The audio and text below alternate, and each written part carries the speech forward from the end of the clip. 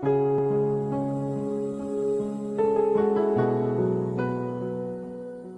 brick fans and welcome to the Ginger Brick. This is my first review of a Lego set and I'm starting right away with this massive 9090 pieces model of the RMS Titanic. It's the second biggest Lego set by brick count, only topped by the world map, which I personally find is boring as small talk. I have to be honest, I am a Titanic nerd, so when I heard that Lego is releasing a model of the Titanic, I couldn't wait to buy it. I talked about it for days, annoying all my acquaintances. This also means I might be a bit biased, but in a positive way because it's the Titanic, so obviously I love it. But I also might be a bit more focused on how detailed the model is in comparison to the actual ship. So let's start with the package. The set comes in this larger than life box and trust me, it weighs a lot.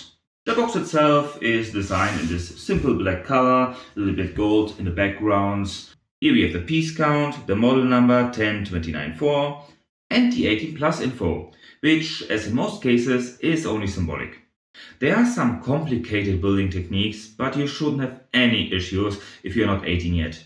Anyway, it's just Lego's way of showing that this isn't a toy set, but a display model. Inside we have 3 more boxes for each building section of the ship. Bow, middle section and the stern. On the boxes you have those beautiful blueprints, and the first moment I thought those are real blueprints of the ship before I realized they are blueprints of the model. I absolutely love the design with this golden color, which fits the image of the ship as the most luxurious ocean liner of its time. So far, good job Lego. There's one of those big instruction books for each section, and they all start with some background info on the history of the ship. Surprisingly, they don't mention an old lady and her necklace. In the second book, you also have some information on the designers of the model that dressed up for the picture. I really like that idea. There are also some small chunks of info spread throughout the instructions, so especially for people that don't know much about the ship, this can be very interesting. After opening the box, I already knew this will be an amazing build and I couldn't wait to start. The whole build took me 14 hours and I already uploaded a time-lapse video, which shows how I have nothing better to do in my life. It still was a very fun build, but more on that later. First, let's check out the finished model. The size is overwhelming. The model is 135 centimeters long, 44 centimeters high and 16 centimeters wide. The first thing that impresses is how smooth the hull is done. I've seen many mocks of the Titanic and usually hull is done very blocky, like you would expect from a brick system like Lego, but the designers did an amazing job here to create those fine contours. On the bow we have 3 anchors, one in the middle and 2 of them are connected through these chains to the forecastle deck. Here you see the name of the ship printed, as there are no stickers used in this set, which is absolutely great, as Lego often uses stickers even in the expensive sets. Luckily, none here. This way I can print my own stickers and call it Gingertanic. Then you have those cranes here, because those white plates are the cargo hatches. Every crane is movable, so a little bit of playing around with the model is actually possible. Next, the front mast with the crow's nest, from where Frederick Fleet and Reginald Lee sighted the iceberg on the fateful night of the 14th of April. On top, we also have a US flag, which only has 46 stars instead of 50, like it was during the time of the Titanic. And every time you play the game of writing down all the states. I really like how they solved the stairs with those small diagonal bricks here. It looks really good. The last part of the stern section is the bridge. And on the left and right, you can see the port and starboard lights. The bridge is one of my favorite parts of the ship. The diagonal lines here are very well done and you can see almost no gaps between the bricks. Behind the bridge is the first of the 4 funnels. The yellow color of the funnel is beautiful and I like how they added those small details here. By pulling out this part, you can separate this section from the rest of the ship.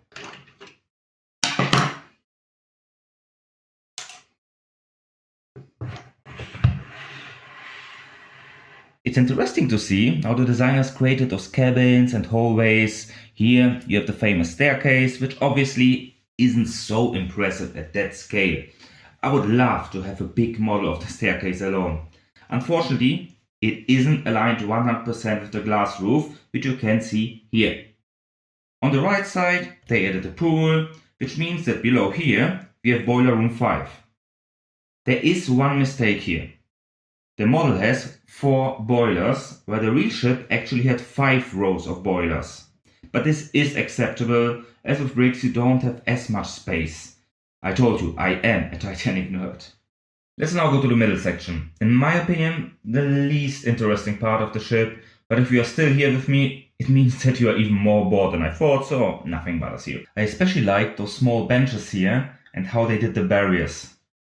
You can also see the lifeboats, 8 in total on each side, which is the same number as they were on the real ship, plus 4 collapsibles that are not added to the model. Next to the lifeboats are the davits. Again, there could have been more lifeboats, but it's not Lego's fault. There's also the compass platform on this deck where the main compass of the ship was placed. The windows here are very well done and look almost identical to the real ship, but there's one part I don't like, and it's the fact that you can see the colored internal frame. I understand that Lego uses colored bricks inside the model to make the building process easier. But if you use windows, then don't use colored bricks that are visible from outside the model, especially if it's such an expensive one. This bothers me a lot. That is why I will most probably replace those bricks with some white or black ones.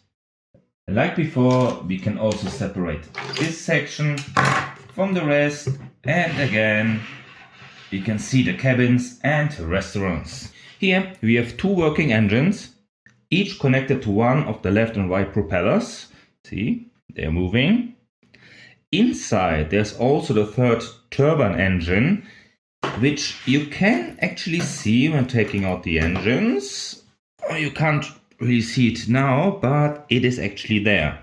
That one is connected to the middle propeller. The deck of the stern looks absolutely amazing, especially the part here at the ends, which is round, but still almost no visible gaps. Here we have another print with the name Titanic and also Liverpool printed on it, and one more flag. With this and the other 2 flags from the front of the ship, the model has 3 flags. But there was one more on this back mast, which was the flag of the White Star Line. I think it's quite a pity Lego didn't include that one. Here we have the rudder, which is also maneuverable, but you should be careful with this one. In my opinion, it is not that stable and falls off quite easily. In this section, we also have the last of the 4 funnels, which actually was only a dummy and mainly added for aesthetics, but also had some other uses, like for example the ventilation of the engine room. Another thing I dislike is the nameplate. For a model of this size, just adding these plain letters is kinda boring. They reused the letters from the typewriter, but even then, they could have come up with a better idea. Especially as the ship stands here are done very well and fit the ship, and they could have done something similar with the nameplate. I might build my own nameplate which fits the ship better than this boring one. There's also a small issue with the backmast. You can use this part here to tighten the rope at the top, but doing so, the backmast starts to bend, as you see now. So it can be a bit tricky to find a perfect balance between a tightened rope and a bended mast. The building experience was a lot of fun. I was quite afraid there will be many boring sections, especially building the hull, but because of the various techniques used, I didn't feel bored at all. As I already mentioned, the inside is quite colorful. Let me actually open this. Yep, now you see it. Although it's not as bad as some other models. For example, the Star Destroyer, which feels like you're on NLSD when opening it. The designers used many bricks in white, grey, brown, so it's not that colorful. In general, it's really not that bad, apart from the colored bricks here behind the windows, which I really still don't understand. And also, apart from the rudder I mentioned earlier, the model is quite stable. I mean, I suppose you don't have many icebergs in your room, so nothing should happen to it. Overall, it is a stunning and huge model. I am disappointed by the visible colored bricks, but also impressed on how many details are included. You can clearly see the designers must have studied the real ship to create such a precise model made out of Lego. It is quite expensive, but if you compare it to other Lego sets, especially the licensed Star Wars ones, it really isn't that bad. This one has much more pieces for a better price. So, if you are a Lego and Titanic fan like me, or you just want a beautiful and big model at home, this is a must buy. If you made it to the end, I hope you enjoyed my review of the set and see you next time.